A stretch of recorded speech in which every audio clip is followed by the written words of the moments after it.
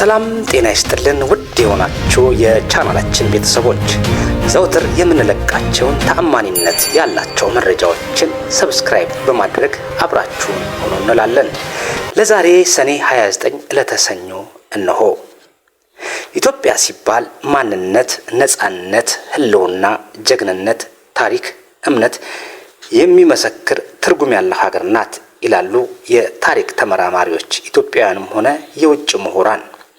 በኢትዮጵያ ለ3000 ዘመናት ታሪክ ሲመዘዝ በውስጡ እጅግ በርካታ የሆኑ አስገራሚና አስደማሚ የሆኑ እውነታዎች የያዘች ሀገር ናት። ለኢትዮጵያ ብቻ ሳይሆን ለአፍሪካ ተምሳሌት መሆን የቻለች የነጻነትና የሉዓላዊነት መብቷን ከቀኝ ግዛት ነፃ አውጥታ ለሌላው ዓለም ማንነቷን ያስመሰከረች በዓለም አደባባይ ስሟን ያስጠራች ሀገር ነች በማለት በተደጋጋሚ ተመስክሮላታል። ከራስ አልፏ ለሌላው ዓለም የነጻነት ተጋድሎ በመድረስ ለኮሪያ ደጀን በመሆን በታሪክ ያስመሰከረች ከዛም በዘለለ ለአፍሪካውያን ሰላምና እድገት ልማት በማሰብ በሩዋንዳ፣ በሶማሊያ፣ በሱዳን፣ በላይቤሪያ በመዝመት ከራሷ አልፋ ለሌሎች ሀገራት ብሔራዊ ጥቅሟንና ሰላምን ለማስከበር መስዋዕት የከፈለች ደም የገበረች ታላቅ ሀገር ነች። ኢትዮጵያ ይህ ሆኖ ሳለ ለዘመናት ብሔራዊ ጥቅሟንና ህልውናዋን ሳታስደፍር የቆየች ሀገር በዜጎቿና እድገቷን ልማቷን በማይወዱ የባዕድ ሀገራት ባንዳዎች በሺህ ዘመናት በራሷ እጅ ተከብሮ የነበረውን ብሔራዊ ጥቅሟን አጣለች። ይህ ማለት ሀገር የሚባለው በጥቅሙ በቀጥታም ይሁን በተዘዋዋሪ የባህር በር ወይንም ወደብ ሲኖረው ሲሆን ይህ ካልሆነ ግን የተዘጋ አሊያም የታሸገ ቤት እንደማለት ይሆናል ይላሉ። ካለፉት 10 ዓመታት ወዲህ የባህር በር አልባ የሆነችው ኢትዮጵያ ዳግም የባህር በር ባለቤት ለመሆን ጥያቄ የጠየቀችበት ወቅት አሁን ነው። የለውጡ መንግስት በኢትዮጵያ የባህር በር ባለቤት ለመሆን በርካታ ጥረቶችና ዲፕሎማሲያዊ ትግሎችን ከጎረቤት ሀገር ጋር እየሰራ ቢሆንም በተለያዩ ምክንያቶች በቅርብ ጠላቶች ሊሳካ ባለመቻሉ የባህር በር አጣ ምክንያት ድህነትና ኋላ ቀርነትን ለመቅረፍ የምትችልበትን በርካታ በቢሊዮን ዶላር የሚቆጠር በጀቶቿን ለጎረቤት ሀገር እንድትከፍል ተገዳለች።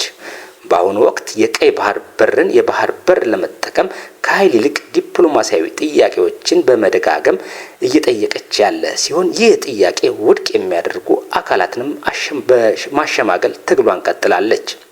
ትናንት ያበቃው በህንድ የአርቲፊሻል ኢንተለጀንስ አካዳሚ እየተካሄደ የነበረው ጉባኤ ኢትዮጵያ በቴክኖሎጂና በሳይንስ ከዓለም እኩል ለመከተል በርካታ ድጋፍ የምትፈልግ መሆኑን የተነሳ ሲሆን ከዚህም ጎን ለጎን የብሔራዊ ጥቅሟን ለማስከበርና የባህር በሯን ለመጠቀም የምትፈልገውን ጥረት ዓለም አቀፍ አካላት እንዲደግፏት ጥሪ አቅርባለች።